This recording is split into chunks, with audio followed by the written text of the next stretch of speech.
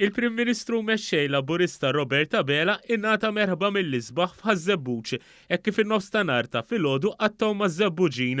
Waqt żjara li għamel fil-pjazza ta' Ħażebbuġ u s-suq ta' Ħażebbuġ il-ħamis filgħodu, il-Prim Ministru kellu l-opportunità li jitkellem man-nies preżenti.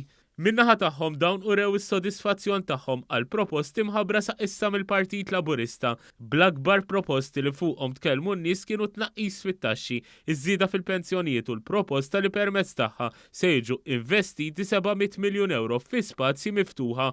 Ma naqsux ukoll il-bosta ritratti mal-Prim Ministru min-nies preżenti. L-anzjani preżenti ringrazzjaw lill Prim Ministru Roberta Bela għaż-żidiet fil-pensjonijiet fl-aħħar snin, iżda wkoll għaż-żidiet futuri jekk Gvern Laburista jingħata l-fiduċja. Anzjan partikolari waqaf jirringrazzja lill Prim Ministru għall-iskema li permezz tagħha l-anzjani ħadu laptop u internet b'xejn. Fuq wiċċ il-bejjija tal-Monti wkoll der is-sodisfazzjon bit-tema ewlenija tkun it-tkabbir ekonomiku li ssarraf fi żjeġġit għal Maltin u Lawċin.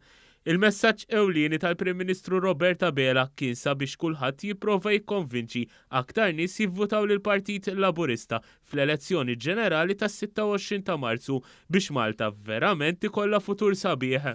Intant fl-istess għodwa mart il-Prim Ministru Dr. Lidja Bela ukoll iltaqet ma' bosta nies u bejjija din id-darba fis-suq ta' Biżebbuġa.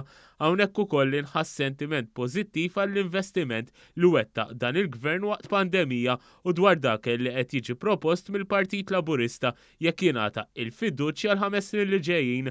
Lidja Bela żaret ukoll ħanut tax-xarf f'Biżebbuġa fejn is-sit tkellem dwar iż-żmien ta' sfida li għaddew minnu waqt pandemija, iżda qal li grazzi għall-Gvern immexxi minn Roberta Bela setgħu jibqgħu fuq saqajhom.